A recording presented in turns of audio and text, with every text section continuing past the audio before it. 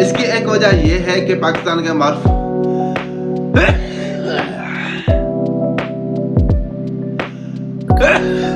because it had a hard drive and got stuck in traffic during the morning commute. Crypto currency کیا ہے؟ But coin کیسے بنتا ہے؟ Block چین کیا ہے؟ ایک آسان اور مکمل رہنمائی۔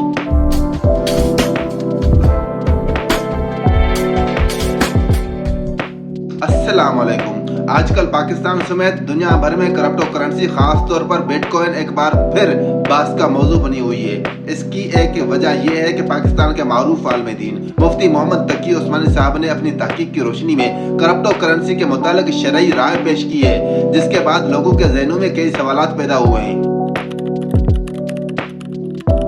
آخر بٹ کوائن کیا ہے؟ یہ کرپٹو کرنسی کیا ہے؟ یہ بنتا کیسے ہے؟ اس کا مالک کون ہے؟ اگر اس کا کوئی مالک نہیں تو یہ چل کیسے رہا ہے؟ اور بلاک چین ٹیکنالوجی آخر کیا ہوتی ہے؟ آج ہم ان تمام سوالات کے جواب آسان زبان میں سمجھنے کی کوشش کریں گے۔ کرپٹو کرنسی کیا ہے؟ کرپٹو کرنسی ایک ڈیجیٹل کرنسی ہے۔ اسے آپ ہاتھ میں نہیں پکڑ سکتے، جیب میں نہیں رکھ سکتے اور نہ ہی یہ کاغذ کے نوٹوں کی طرح چھاپی جاتی ہے۔ یہ صرف کمپیوٹر نیٹ ورک پہ موجود ہوتی ہے۔ بٹ کوائن کس نے بنایا؟ سن 2008 میں ساتوشی ناکاموتو کے نام سے ایک شخص یا گروہ نے بٹ کوائن کا تصور دنیا کے سامنے پیش کیا، جبکہ 2009 میں اس کا نظام شروع ہوا۔ دلچسپ بات یہ ہے کہ آج تک کسی کو یقین سے معلوم نہیں ہے کہ ساتوشی ناکاموتو واقعی ایک شخص ہے یا کئی لوگوں کا گروپ ہے یا صرف ایک فرضی نام ہے۔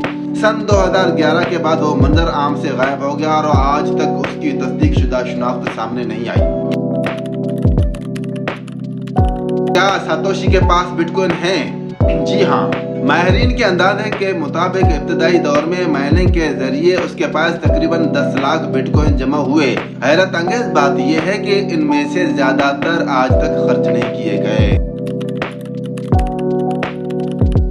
بٹ کوائن کیسے بنتا ہے؟ یہ کسی فیکٹری میں نہیں بنتا، یہ ایک عمل کے ذریعے وجود میں آتا ہے جسے مائننگ کہا جاتا ہے۔ دنیا بھر میں طاقتور کمپیوٹر مسلسل انتہائی مشکل ریاضیات مسائل حل کرتے ہیں۔ جو کمپیوٹر پہلے درست جواب دیتا ہے وہ نئی ٹرانزیکشن کو بلاک چین میں شامل کرتا ہے اور انعام کے طور پر اسے نئے بٹ کوائن ملتے ہیں۔ اسی عمل کو بٹ کوائن مائننگ کہا جاتا ہے۔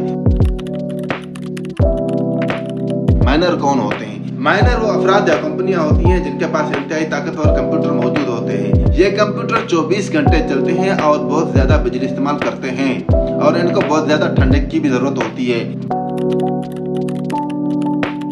بلاک چین کیا ہے؟ فرض کریں ایک رجسٹر ہے۔ عام بینک میں یہ رجسٹر صرف بینک کے پاس ہوتا ہے، لیکن بٹ کوائن میں یہی رجسٹر دنیا بھر کے لاکھوں کمپیوٹرز میں ایک ساتھ محفوظ ہوتا ہے۔ جب بھی کوئی لین دین ہوتا ہے تو تمام کمپیوٹر اس کی تصدیق کرتے ہیں۔ اگر اکثریت اسے درست مان لیتی ہے تو ایک نئی بلاک میں شامل ہو جاتا ہے اور یہ بلاک پچھلے بلاک کے ساتھ جڑ جاتا ہے۔ اس لیے اسے بلاک چین یعنی بلاکس کی زنجیر کہا جاتا ہے۔ بغیر مالک کے یہ نظام کیسے چلتا ہے؟ یہ سوال تقریباً ہر شخص کے ذہن میں آتا ہے۔ بٹ کوائن کی خاص بات یہ ہے کہ اس کا کوئی ایک مالک نہیں ہے، کوئی سی او، کوئی مرکزی بینک یا کوئی حکومت نہیں ہے۔ یہ ایک اوپن سورس نظام ہے۔ اس کے قوانین سافٹ ویئر میں پہلے سے موجود ہیں اور نیٹ ورک میں شامل ہزاروں کمپیوٹر انہی قوانین کے مطابق کام کرتے ہیں۔ پھر اس کی قیمت کون بڑھاتا ہے اور کون گھٹاتا ہے؟ کوئی ایک شخص یا کمپنی قیمت طے نہیں کرتی۔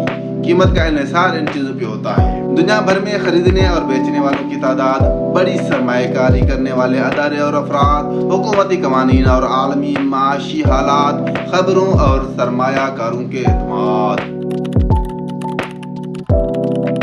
کیا بٹ کوائن ہمیشہ بنتا رہے گا؟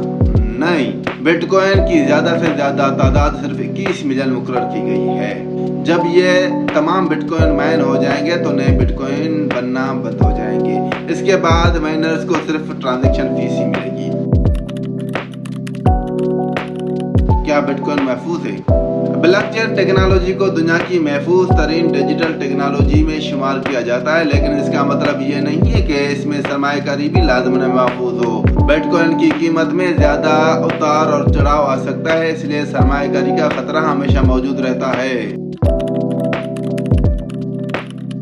नतीजा, बिटकॉइन एक जदीद टेक्नोलॉजी पर मबनी डिजिटल निज़ाम है। इसके हामी इसे मालियाती दुनिया का इनकलाब कहते हैं और उसके नाकदीन इसे इंतहाई खतर असासा करार देते हैं और शरई एतबार से भी मुख्तलिफ आले इल्म के मुख्तलिफ आरा मौजूद हैं। इसलिए किसी भी राय या फैसले से पहले मुतल्लिका कवानीन और आले इल्म की रहनुमाई ज़रूर सामने रखना चाहिए। अगर आपको ये मालूमात मुफीद लगी तो वीडियो को शेयर करें ताकि ज़्यादा से ज़्यादा लोग बिटकॉइन और ब्लॉकचेन को समझ सकें। चलता हूँ।